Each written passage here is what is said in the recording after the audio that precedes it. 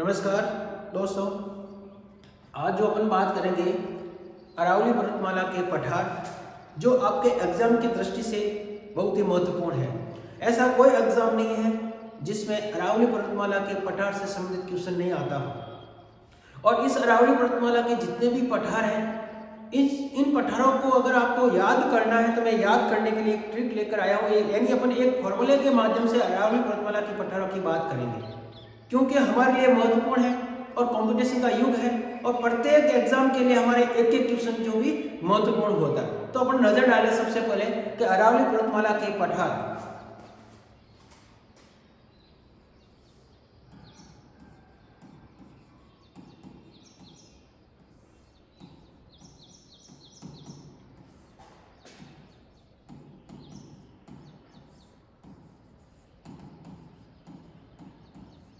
हर बार यहाँ से क्वेश्चन आता है, ऐसा कोई एग्जाम नहीं है कि उस एग्जाम के अंदर क्वेश्चन नहीं आता है।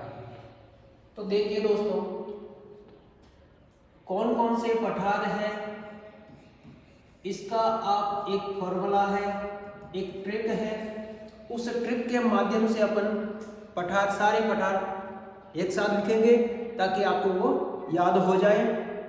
क्योंकि अरावली पर्वतमाला के अंदर ये जो पठार हमारे लिए बहुत ही महत्वपूर्ण है और इसमें 2-3 पठार ऐसे हैं जिनको अपन बार बार पढ़ते हैं, लेकिन एग्जाम में जाते अपन कंफ्यूज हो जाते हैं कि इसका आंसर क्या है क्या नहीं है। तो अगर इस ट्रिक के माध्यम से आप समझोगे तो आपको जल्दी याद हो जाएगा। तो देखिए, इसका सूत्र है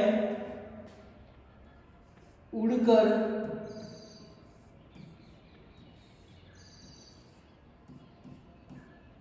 आ भला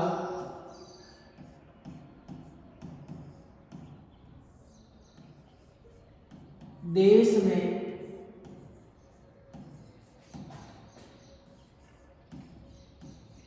ऊपर बीज बोएंगे।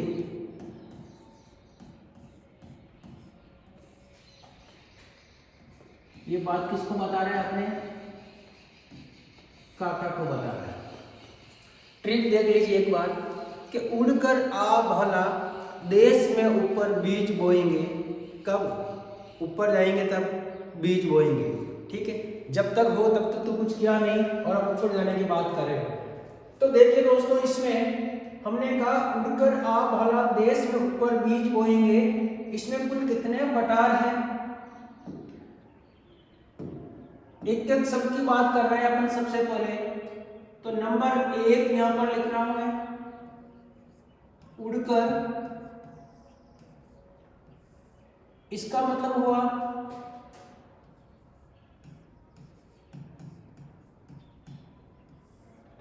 उड़िया का पठार। कौन से जिले में है? सिरोही जिले में। और इसी को हमने एक डायग्राम के माध्यम से समझा था कि राज्य का सबसे ऊंचा पठार, राज्य की सबसे ऊंची चोटी और राज्य का सबसे ऊंचा नगर और राज्य की सबसे ऊंची झील। डायग्राम के माध्यम से हमने पिछले वीडियो में देखा था। इसी प्रकार से तो पहला है उड़िया का पठार। उड़कर का मतलब हुआ उड़िया का पठार। कौन से जिले में? सिरोही में।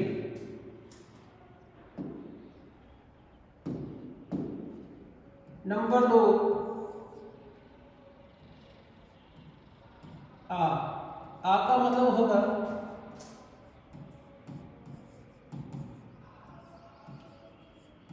आबू का पठार। और आबू का पठार कहां मिलेगा?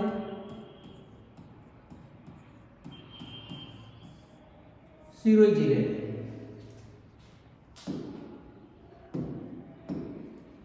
तीसरे नंबर पर ले रहे हैं अपन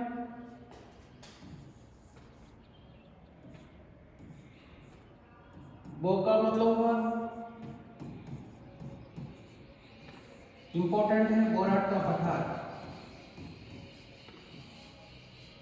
इसको छोड़ते अपन कहां पर आया है?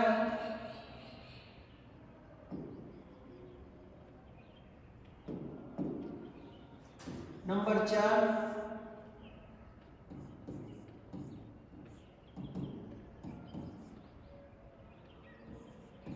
लसाड़िया का पठार।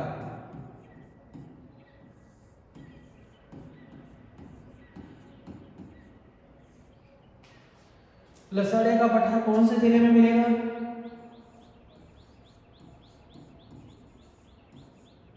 उदयपुर जिले में।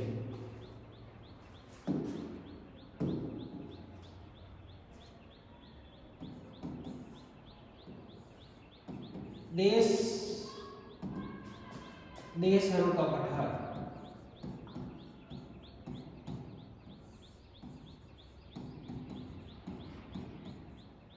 इसको भी अपन छोड़ते हैं, कहां पर है?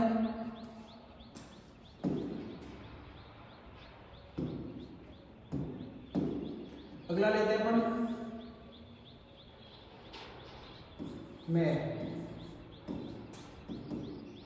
मैसा का पठार कौन से जिले में? चित्तौड़गढ़। और याद रखना यहाँ पर चित्तौड़गढ़ दुर्ग इसी पठार पर स्थित है।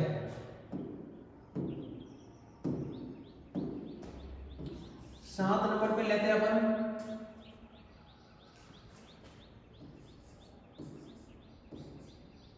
ऊपर, इसका मतलब होता है ऊपर माल का पठार। इसको भी अपन छोड़ रहे हैं कि किन किन जिलों में है या कहां पर आया हुआ है।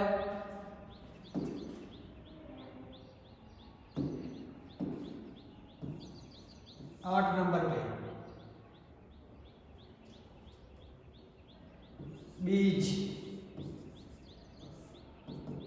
बीजासन का पठार, और बीजासन का पठार कौन से जिले में मिल रहा है? भीलवाड़ा में।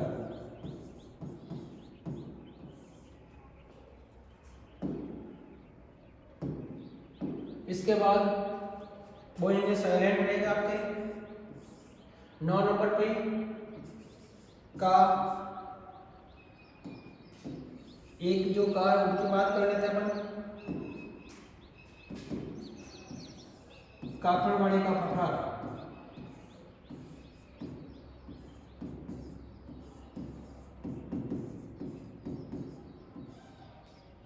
कौन से जिले में था? अलवर। दूसरे एक और कहा आए थे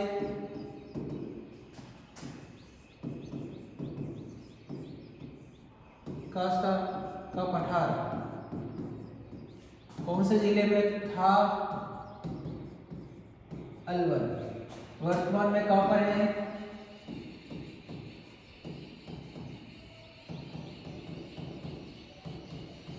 ये हो गया मेरा। अब देखिए, अब हमने कहा कि ये जो पठार है किन किन को अपने बीच में छोड़ा था, क्यों छोड़ा था? क्योंकि ये हमारे लिए महत्वपूर्ण है और एग्जाम में आपसे पूछे जाते हैं। तो ये सबसे पहले नजर डालें बोराट का पठार। बोराट का जो पठार है वो किन किन जिलों के अंदर आया हुआ है, कहां कहां पर आया हुआ है? तो देखिए कि बोराट का जो पठार है ये आया हुआ है कुंभलगढ़। कुंभलगढ़ कौन से जिले में? राजसमंद। और कुंभलगढ़ से आगे जाओगे अपन गोगुंदा। गोगुंदा कौन से जिले में है? उदयपुर। यानी कई बार एग्जाम में पूछा जाता है कि बोराट का जो पठार है किन किन जिलों के अंदर है, तो 2 जिलों के अंदर है। कौन कौन से जिले? राजसमंद और उदयपुर। लेकिन कई बार पूछा जाता है किन किन पहाड़ियों के बीच में है, तो गोगुंदा की पहाड़ियां और दूसरी कौन सी? कुंभलगढ़ की पहाड़ियां, इन दोनों के बीच में आया हुआ है। फिर हमने कहा कि देशहरों का पठार, देशहरों का पठार जो कहां पर आया हुआ, किन किन पहाड़ियों के बीच में है? जरगा और रागा की पहाड़ियां, और दोनों कौन से जिले में है? उदयपुर के अंदर। देशहरों का पठार किन किन पहाड़ियों के बीच में, जब पहाड़ियों की बात होगी जरगा की पहाड़ी और रागा की पहाड़ी, और कौन से जिलों में थे? उदयपुर। कौन से जिले में? तो उदयपुर में। फिर हमने कहा ऊपरमाल का पठार। ऊपरमाल का जो पठार आया हुआ है यह है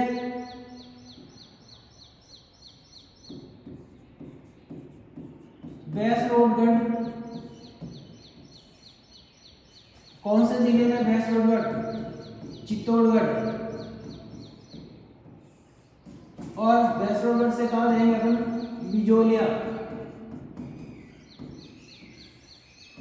कौन से जिले में?